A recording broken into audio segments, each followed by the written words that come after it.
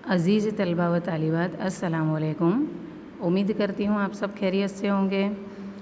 गुजराती के last period में हमने व्याकरण विभाग एकम 4 इसमें वाक्यना प्रकार के बारे में मालूमात हासिल की थी, जिसमें हमने कर्तरी और कर्मणी वाक्य के बारे में मालूमात हासिल की थी।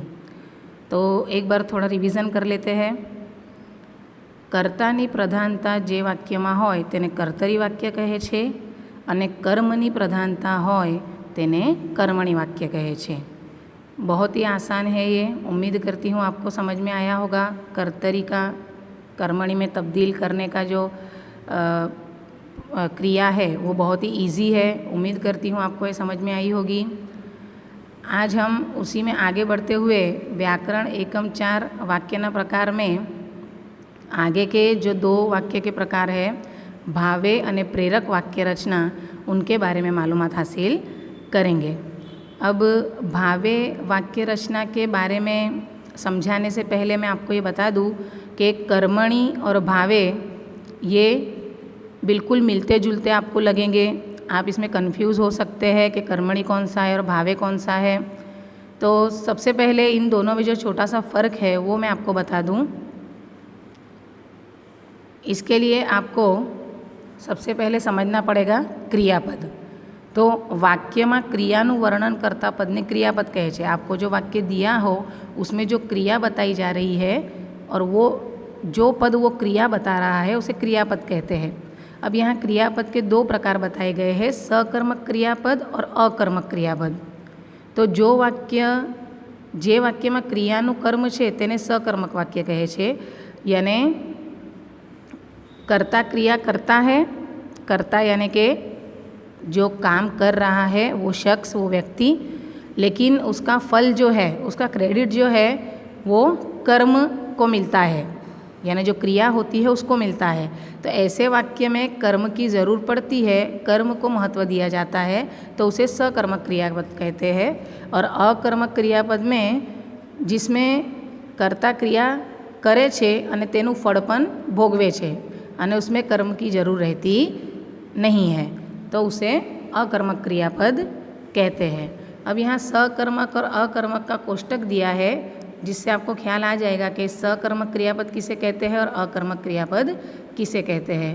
तो खोदવું, શોધવું, પૂછવું, ખાવું, પીવું, નાખવું, પકડવું, તોડવું, બાંધવું, લેવું, ये सकर्मक क्रियापद है, यानी इसमें कोई चीज़ का कार्य करने की तरफ इशारा किया जा रहा है। लेकिन अकर्मक क्रियापद में कोई काम नहीं बताया जा रहा है, उसमें जो है वो कर्ता क्रिया करता है, उसका फल भी कर्ता को ही मिलता है। जैसे आवવું, जવું, ઊંઘવું, સૂવું, બેસવું, ઉઠવું, તરવું, હસવું, રડવું, રહેવું ને ડરવું।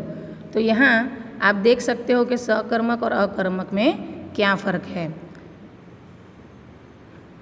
सकर्मक वाक्य कर्म साथेનું वाक्य, ये आपको खास याद रखना है, कर्मणी प्रयोग में रूपांतर थई शके छे। तो जो वाक्य में सकर्मक क्रियापद हो वो कर्मणी प्रयोग में उसका रूपांतर होगा, यानी वो कर्मणी वाक्य बनेगा। और जिसमें अकर्मक क्रियापद होगा, कर्म वगरનું वाक्य, उसमें भावे प्रयोग में रूपांतर थई शके छे, भावे प्रयोग में उसकी तब्दीली होगी। इन शॉर्ट आपको एग्ज़ाम में जो पूछा जाएगा तो कर्तरी वाक्यमांथी कर्मणी वाक्य में फेरफार करो, कर्तरी वाक्यमांथी भावे वाक्य में फेरफार करो, या कर्तरी वाक्यमांथी प्रेरक में फेरफार करो, ऐसा ही आपको आएगा। इसलिए आपको सिर्फ ये जानकारी की खातिर बताया गया है, जो आपको थोड़ा ख्याल रखना है।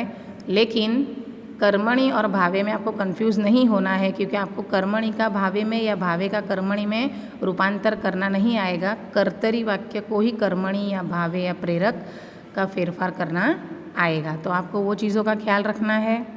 जो सकर्मक क्रियापद है वो कर्मणी में रूपांतर होगा, और जो अकर्मक वाक्य है वो भावे प्रयोग में रूपांतर होगा।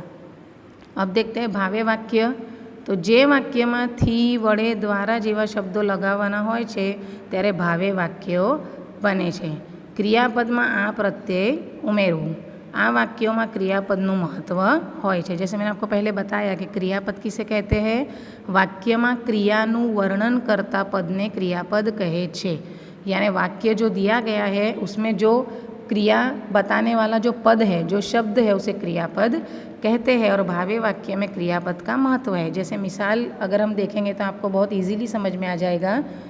तू खड़खड़ाट हंस्यो, अब ये कर्तरी वाक्य है, उसका है तारा थी खड़खड़ाट हंसायु, तो ये उसका भावे स्वरूप है।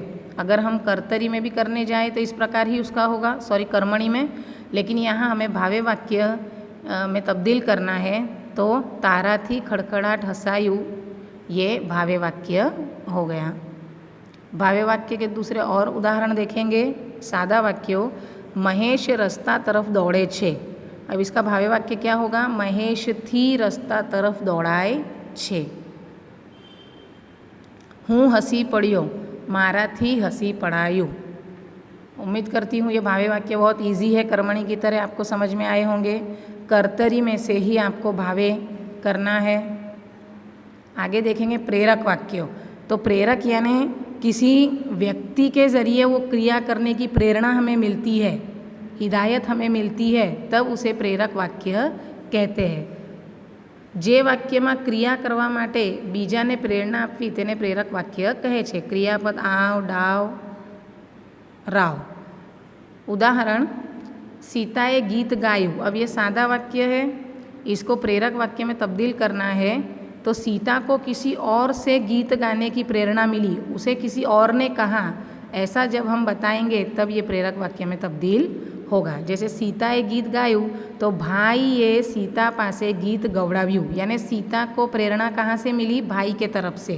यानी कोई दूसरी व्यक्ति वो कार्य करने की हिदायत या प्रेरणा हमें देता है तब वो प्रेरक वाक्य बनता है। भाईए सीता पासे गीत गवड़ाव्યું, ये है प्रेरक वाक्य। महेश ने दवा आपी, ये सादा वाक्य है। अब इसका प्रेरक करना हो तो महेश को कौन हिदायत कर रहा है दवा देने के लिए, या किसकी तरफ से प्रेरणा मिल रही है, तो वो दूसरे व्यक्ति का नाम उसमें हमें ऐड करना है, तब ये प्रेरक वाक्य बनेगा। डॉक्टरे महेश ने दवा आपी, तो किसकी तरफ से महेश को प्रेरणा मिल रही है? डॉक्टर की तरफ से। किसकी तरफ से हिदायत मिल रही है? डॉक्टर की तरफ से।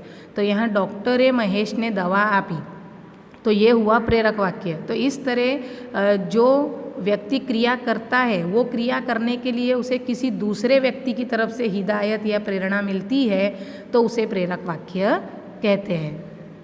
प्रेरक वाक्य के उदाहरण देखेंगे। सादा वाक्यों, हूँ चा पीऊँ छूँ। अब चा पीना एक क्रिया है, लेकिन इसकी प्रेरणा किसकी तरफ से मिल रही है वो जब हम बताएंगे तब वो प्रेरक वाक्य बनेगा। तेमणे मने चा पीवड़ावी, यानी हूँ का मने हो गया और यहाँ किसी के नाम के बदले यहाँ भी सर्वनाम का ही इस्तेमाल हुआ, तेमणे। राकेशे अथाग प्रयत्नों कर्या, शिक्षके राकेश थी अथाग प्रयत्नों कराव्या, यानी राकेश को अथाग प्रयत्न यानी बहुत ज़्यादा कोशिशें राकेश ने की, लेकिन ये प्रयत्न करने की प्रेरणा किसकी तरफ से राकेश को मिली? तो शिक्षक की तरफ से। तो यहाँ प्रेरणा देने वाला व्यक्ति शिक्षक है, इसलिए ये प्रेरक वाक्य में कैसे तब्दील होगा? तो शिक्षके राकेश थी अथाग प्रयत्नों कराव्या। सीता रसोई बनावे छे, ये सादा वाक्य है, लेकिन इसका प्रेरक कैसे होगा? माताए सीता थी रसोई बनावड़ावी, यानी किसी के ज़रिए किसी की प्रेरणा से हम कार्य करते हैं तो वो प्रेरक वाक्य बनता है। आकाश सफरजन खाय छे, तो आकाश सफरजन खवड़ावे छे अथवा महेश आकाश ने सफरजन खवड़ावे छे। तो यहाँ ये दूसरे व्यक्ति का जो उल्लेख है वो प्रेरणा दे रहा है सफरजन खाने के लिए, तो ये प्रेरक वाक्य बन जाएगा। मालिक चादर लाव्या, मालिके चादर मंगावी कोईनी पासे, ऐसा वाक्य यहाँ बनता है। तो उम्मीद करती हूँ कि आपको भावे वाक्य और प्रेरक वाक्य समझ में आए होंगे। एग्ज़ाम में आपको पूछने की जो पैटर्न है वो कर्तरी वाक्य ने कर्मणि में फेरफार करो, कर्तरी वाक्य ने भावे में, का तो कर्तरी वाक्य ने प्रेरक वाक्य में फेरवो। कर्मणि का भावे में नहीं पूछा जाता है, लेकिन आपको कर्मणि और भावे जब एक जैसा लगे तो आपको अकर्मक और सकर्मक क्रियापद का थोड़ा ध्यान रखना है। जो 1 से 2 बार आप वीडियो देखो, थोड़े ज़्यादा उदाहरण पढ़ो तो आपको समझ में आ जाएगा। उम्मीद करती हूँ कि व्याकरण में वाक्यना प्रकार का जो हमारा टॉपिक था, जिसमें कर्तरी, कर्मणि, भावे और प्रेरक वाक्य रचना, ये आपको अच्छे से समझ में आई होगी। नेक्स्ट पीरियड में दूसरे टॉपिक के साथ मिलेंगे। अल्लाह हाफिज़।